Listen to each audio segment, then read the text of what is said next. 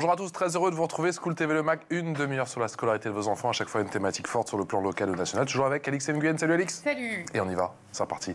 Le sommaire de ce nouveau mag, gros plan aujourd'hui, sur le prix de l'éducation pour le climat 2024. Chaque année, le concours récompense des initiatives sur la météo, l'environnement, l'énergie, de collégiens ou encore de lycéens. Nous serons avec le lauréat de cette édition 2024, dans un instant, vous le verrez, le collège de Grand-Pré dans les Ardennes, puisque vous allez voir que c'est lui qui a mis en place un véritable programme d'enseignement hebdomadaire sur le développement durable, cours obligatoire, avec quel résultat, quelle plus-value, éléments de réponse avec nos deux invités, là aussi dans un instant. Et puis Alix, la loupe sera consacrée à... Alors, à une semaine d'action et de sensibilisation à la transition écologique à laquelle des jeunes volontaires en service civique ont participé.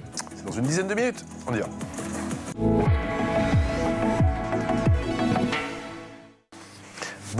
Bonjour Benoît Singly. Bonjour. Via Skype, merci d'avoir accepté notre invitation. Vous êtes le président de la communauté de communes de l'Argonne ardennaise depuis combien de temps?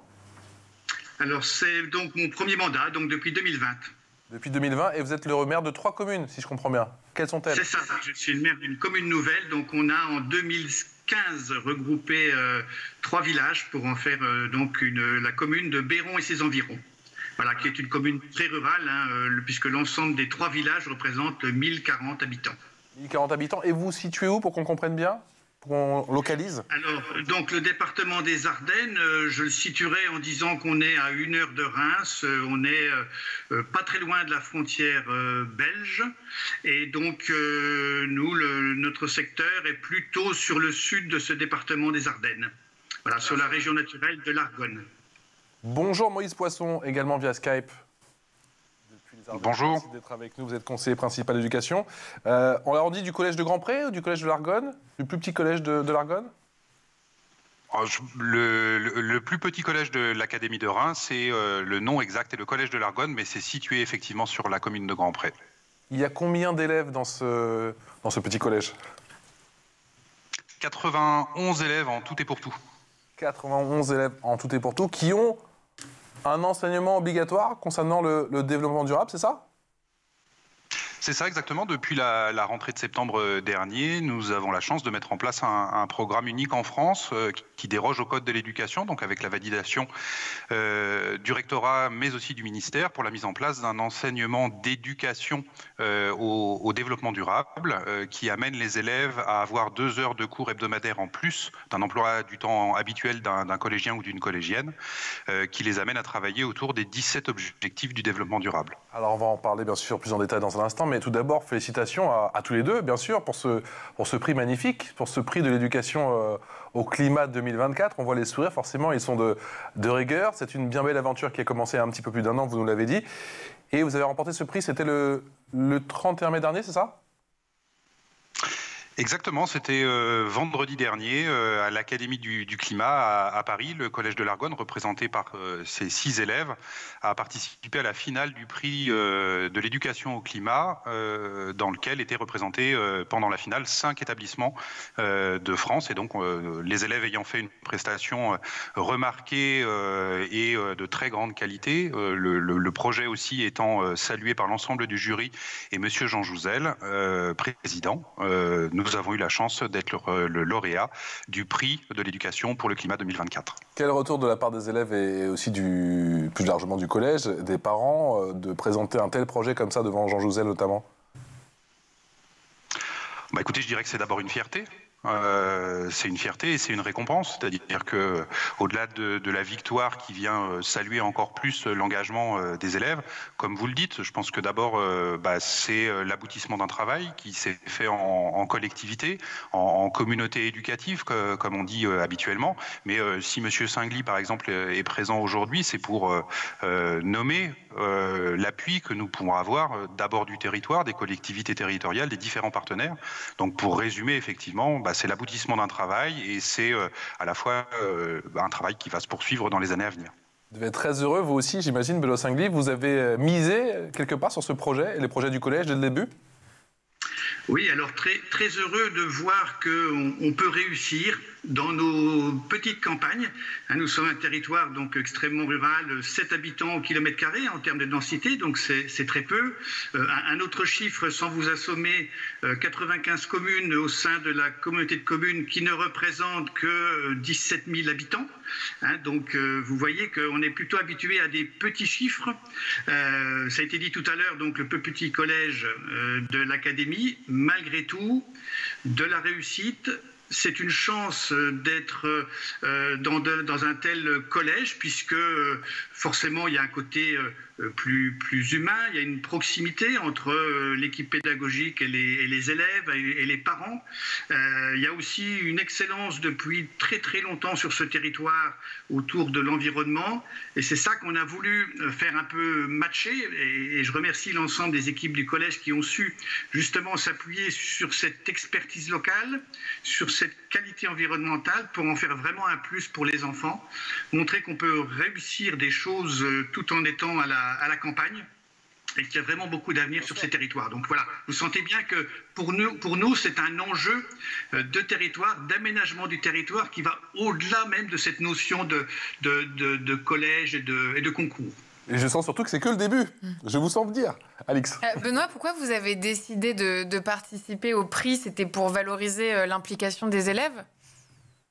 Alors c'est ça, mais c'est tout d'abord faire en sorte justement d'amener la démonstration qu'un collège de 90 habitants, il ne faut surtout pas le fermer, parce que ça se traduit par des temps de déplacement, ça se traduit par des moins-values conséquentes. Et donc la meilleure façon de montrer qu'il ne faut pas fermer ce type de collège, c'est bien de montrer que c'est une chance d'être dans ce type de collège et qu'on peut tout à fait réussir, parfois mieux qu'ailleurs. Voilà, c'est surtout ça pour nous l'enjeu. Alors bien sûr que derrière, la fierté que les enfants puissent comme ça réussir, arriver à montrer comme ça au niveau national ce qu'ils sont capables de faire, avoir aussi des façons de travailler un petit peu différentes, qui sont plus personnalisées, on va dire. C'est quelque chose qui, pour nous, a vraiment toute son importance. Et même si les collèges ne sont pas une compétence des communautés de communes, malgré tout, on a souhaité apporter notre appui par des partenariats, comme aussi des infrastructures que nous portons, qui permettent de travailler ensemble avec le collège.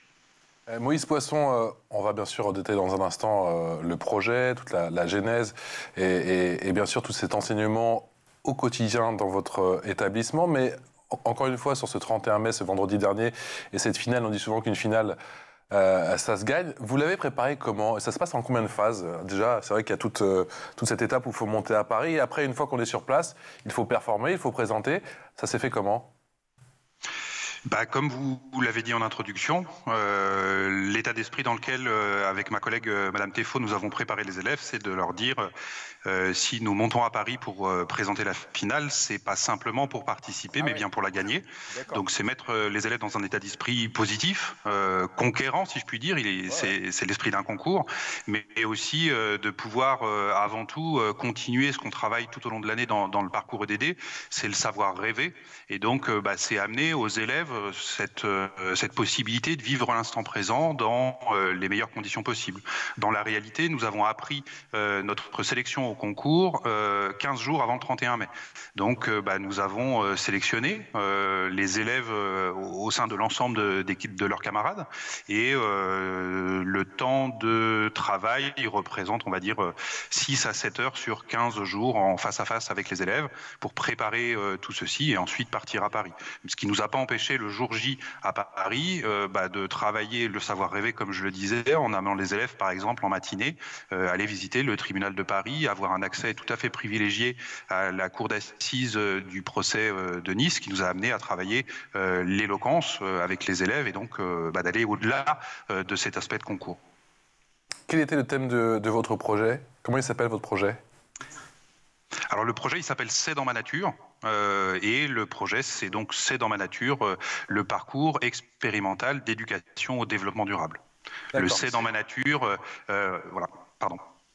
Oui, je vous en prie, je vous écoute. Et alors, du coup, quelle est l'idée? Qu'est-ce qu'ils ont défendu, vos élèves du collège Grand Pré?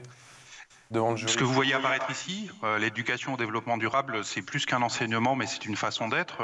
L'enseignement, l'éducation au développement durable, plutôt, c'est une possibilité donnée à l'ensemble des personnes qui s'y investissent et aux élèves de dépasser, on va dire, l'apport disciplinaire en éducation au développement durable, qui est le cas dans l'ensemble des matières aujourd'hui dans les référentiels de compétences, en essayant d'imaginer ensemble, avec les élèves, mais aussi avec un grand nombre de partenaires, un enseignement qui apporte une plus-value. Alors, sur l'apport disciplinaire autour de l'EDD, mais quand même autour des fondamentaux.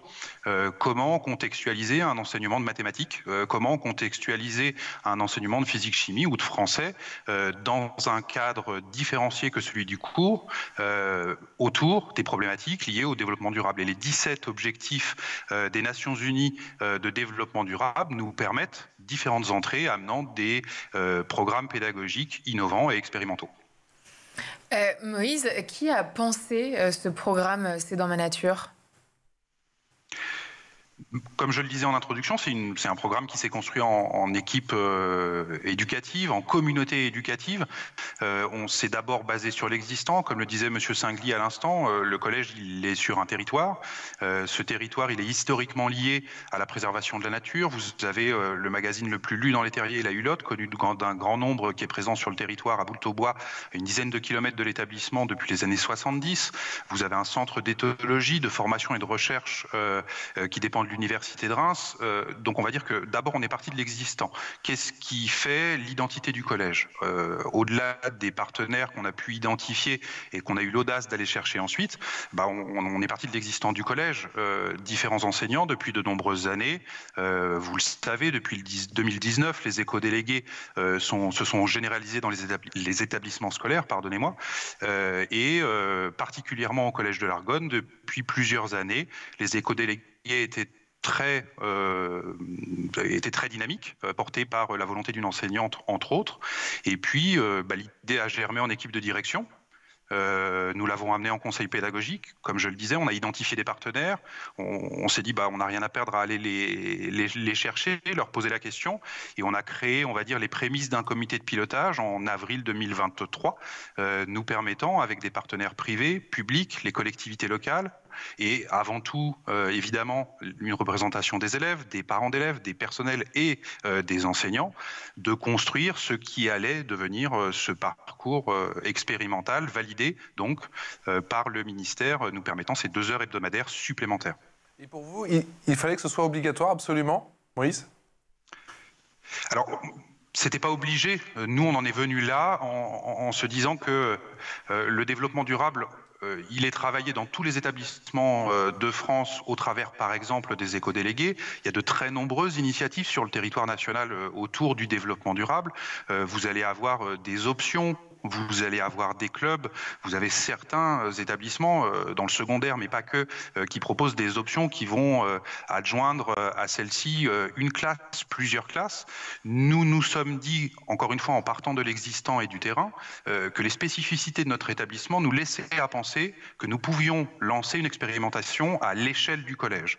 Et si nous nous lancions à l'intérieur de cette expérimentation ambitieuse, nous avons réfléchi tous ensemble avec les partenaires et nous nous sommes dit qu'il serait important, intéressant de tenter cette demande de dérogation permettant une réalité hebdomadaire pour l'ensemble des élèves et la construction d'un parcours, pas simplement sur 1 an, mais bien sûr 4 ans. L'idée, c'est qu'un élève de 6e, quand il va sortir du collège, il va avoir acquis via ce parcours des compétences, des connaissances qui vont l'amener, comme je le disais, à travailler aussi les fondamentaux, mais c'est des compétences et des connaissances supplémentaires. Le fait que ça soit obligatoire, inévitablement, ayant l'approbation de l'ensemble de la collectivité éducative, ça nous amène à imaginer et à se rendre compte aujourd'hui que c'est plus efficient. Benoît Singly, on parle très souvent, même au quotidien avec Alix sur ce plateau, d'engagement, de citoyenneté. Il en est aussi beaucoup question effectivement dans l'actualité en France. Vous avez le sentiment qu'avec votre expérimentation, vous avez trouvé une bonne formule pour former de bons citoyens, former des citoyens responsables aussi ? Alors effectivement, je pense que les jeunes qui seront passés par 4 années au sein du collège de Grand-Pré, ils vont sortir du collège d'une autre manière qu'ils sont rentrés. Hein. Tout ce qui est inculqué va forcément rester, mais nous avons une ambition aussi de faire en sorte que ce que reçoivent les enfants, on a l'ambition que ça puisse aussi profiter aux parents. Hein, on sait que par le biais des enfants, on arrive aussi à modifier le comportement des parents. On est comme partout, hein, c'est pas toujours facile de faire comprendre aux adultes qu'il est important de trier, qu'il est important de respecter l'environnement.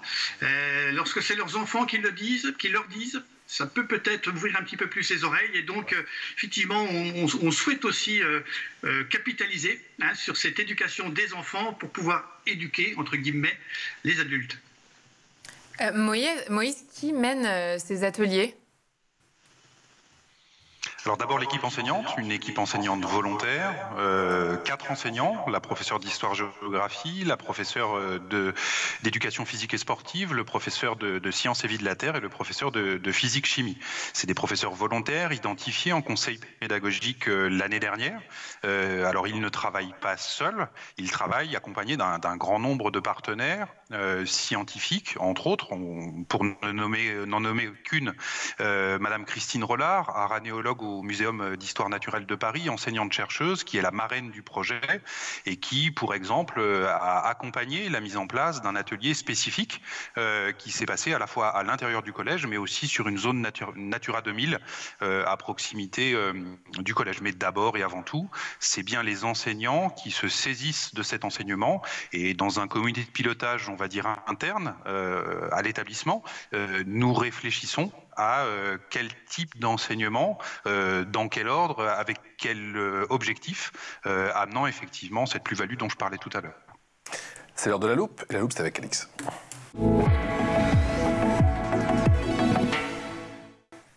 Alix, en mars dernier, une semaine d'action et de sensibilisation à la transition écologique a réuni des jeunes volontaires en service civique. Tout à fait, une semaine aussi appelée « Je peux pas, j'ai climat », organisée de concert par l'Agence du service civique, l'Agence de la transition écologique et l'association Unicité. Partout en France, les jeunes volontaires en service civique ont été invités à devenir des acteurs de la transition écologique. Et parmi les actions menées, on trouvait notamment des clean walks, ces marches écologiques pendant lesquelles les jeunes sont munis de sacs poubelles, se baladent dans les parcs, les rues, les plages pour ramasser les détritus. Les jeunes volontaires ont aussi pu participer à des ateliers créatifs sur des thèmes comme le gaspillage alimentaire, le zéro déchet et le numérique, ou encore des activités collectives comme des chantiers nature, des actions de réemploi et même de la cuisine d'invendus provenant de marchés. On regarde ce que ça a donné. Aujourd'hui, on est sur la journée Je peux pas, j'ai climat. On est au Good, donc c'est les Calanques à Marseille. Et on est là pour sensibiliser et faire du ramassage des déchets. Ce qu'on fait ici, en tout cas aujourd'hui, c'est un potager. Là, on aide un peu à désherber, à replanter quelques plantes. Je m'occupe d'un abri pour tortues qui arrive début avril. Et là, on construit leur habitat. À Unicité, c'est plus de 6000 volontaires qui sont engagés sur toute la journée et sur toute la semaine qui va arriver, sur tout le territoire hexagonal et également à l'île de la Réunion. Des trucs de jambon, j'imagine. Il n'y a même pas de date. Voilà, genre, il faut consacrer plus de temps à la planète. Tu vois? Genre, comme on fait nous. Consacrer plus de temps. Le service civique nous permet d'agir directement en sensibilisant les jeunes, par exemple, en leur donnant des exemples de ce qu'ils peuvent faire réellement, eux, pour l'écologie. Puis, à travers des journées comme celle d'aujourd'hui, où vraiment on va sur le terrain et on fait nous-mêmes des actions pour l'écologie. L'objectif, c'est d'accompagner les jeunes qui, comme les adultes, ont parfois besoin de conseils et d'idées pour changer concrètement leurs habitudes quotidiennes. D'après l'ADEME, la prise de conscience collective sur le changement climatique est aujourd'hui installée chez la grande majorité des citoyens, mais on ne note pas encore de grandes modifications dans les modes de vie. Moïse, est-ce qu'avec ce programme, vous entendez aussi changer les modes de vie des élèves ? Alors c'est une bonne question. Je dirais que ça serait peut-être porter notre ambition un peu trop loin. En tout cas, les amener à réfléchir, à se positionner différemment. Si un jour ça les amène à avoir un véritable changement de comportement global, oui, nous aurons tout gagné. Mais comme pourrait le faire le colibri, chacun fait sa part et ayons des grandes ambitions, mais prenons le temps de les asseoir et de les réussir. Donc, pour prendre un autre exemple, je dirais qu'en ce moment, c'est l'époque des essaimages. Les abeilles forment des essaims pour créer de nouvelles colonies. L'idée, en travaillant avec les élèves, c'est que ils vont un jour effectivement quitter le collège, et si ces compétences et connaissances que nous leur avons apportées arrivent à infuser et à se transporter avec eux, nous aurons tout gagné. Benoît Singly, est-ce que vous avez reçu des coups de téléphone ces derniers temps? Est-ce que, au final, cette expérimentation, c'est dans ma nature, va faire des petits, ou a peut-être déjà fait des petits dans notre collège? Pourquoi pas lycée? Encore un petit peu tôt pour le dire. L'information par rapport à ce concours n'est pas encore très diffusée pour l'instant. Donc voilà, mais je ne doute pas qu'effectivement ça va faire tache d'huile, cette affaire. À la fois chez les jeunes comme chez les adultes. Est-ce que le numérique, fait part intégrante de vos apprentissages ou pas du tout? La notion de fierté est effectivement quelque chose de très important, et c'est un véritable ressort pour le développement d'un territoire. Donc, quand on évoquait tout à l'heure le fait que le Muséum d'histoire naturelle s'intéresse au collège de Grand-Pré, forcément, les habitants de Grand-Pré se disent tiens, il se passe quelque chose quand même dans ce collège, il faut qu'on fasse vraiment tout pour le garder. Voilà, donc ces ressorts-là sont importants. Est-ce que, Moïse Poisson, le numérique éducatif joue un rôle dans les apprentissages au développement durable? Est-ce que vous l'utilisez ou pas forcément? Ou est-ce que vous êtes sur le terrain? Bien sûr. Oui, tout à fait, bien sûr, comme dans l'ensemble des établissements scolaires. Dans le cadre de l'EDD, alors le numérique va pouvoir faciliter certains apprentissages, donner un accès à un certain nombre de connaissances. Très concrètement, M. Singly parlait du partenariat que nous avons avec le Muséum d'histoire naturelle de Paris. Nous travaillons avec différentes applications de sciences participatives, comme d'autres établissements d'ailleurs, nous amenant à utiliser l'objet numérique dans les enseignements, mais évidemment la sensibilisation au numérique dans son ensemble fait partie des apprentissages, et évidemment au sein du parcours expérimental d'éducation au développement durable, pour parler là du poids du numérique. Alors sans rentrer dans des détails très précis là aujourd'hui autour des bilans carbone par exemple, évidemment on va amener nos élèves petit à petit à réfléchir à cette place qu'a le numérique dans le monde d'aujourd'hui, et si elle a des bienfaits, elle a sans nul doute, quelques méfaits sur lesquels il advient de réfléchir. Moïse, au collège de l'Argonne, les classes regroupent des élèves de différents niveaux scolaires. Quel est l'avantage de cette configuration, selon vous, pour la mise en place d'un programme comme celui-ci? Très rapidement, effectivement, le collège de l'Argonne a 5 classes, une classe de 6e, 2 classes de 5e et 4e mélangées, et 2 classes de 3e et 4e mélangées. On va travailler les compétences psychosociales comme différemment. Pardonnez-moi, j'ai un petit écho dans mon oreille. Pardonnez-moi, donc nous avons 4 classes effectivement en double niveau, 2 classes de 5e, 4e, 2 classes de 4e et 3e, ce qui va nous permettre de travailler les compétences psychosociales de manière complètement différenciée. Et le parcours d'éducation au développement durable est là fait en quadruple niveau, si je puis dire, puisque c'est 4 groupes de 25 élèves environ, qui regroupent des élèves de 6e, 5e, 4e et 3e. Qu'est-ce que ça va nous amener dans la réalité? L'obligation pour l'enseignant et les partenaires de différencier leur enseignement, leur approche, mais aussi les retours qui vont nous être faits des élèves vont être différenciés. Les interactions que vous allez avoir entre les élèves vont changer de ce qu'ils vont avoir l'habitude de rencontrer dans l'ensemble des cours. Pour donner un exemple, on se retrouve un jour sur le terrain et nous tournons la tête avec un collègue et nous voyons un élève de 6e qui finalement apporte de la connaissance à un élève de 3e, ce qui ne se passe pas habituellement, et cet élève de 3e accepte cette connaissance qui lui est apportée par son camarade. Donc ça va influer, sans dire qu'on n'est pas dans le monde des bisounours, évidemment c'est pas facile tous les jours, mais on a des impacts qui sont très visibles, par exemple en termes d'indicateurs de vie scolaire, sur le bien-être des élèves, sur les punitions qui vont être en baisse et sur des interactions entre les élèves dans la cour et à l'intérieur du collège qui, à notre sens, sont assez uniques et très positifs. Benoît Singly, vous aussi, vous avez des retours positifs de ces groupes multiniveaux ? Oui. On a l'habitude de dire que les enfants vont au collège de Grandpré avec le sourire, surtout le jour de la rentrée. Donc c'est plutôt bon signe.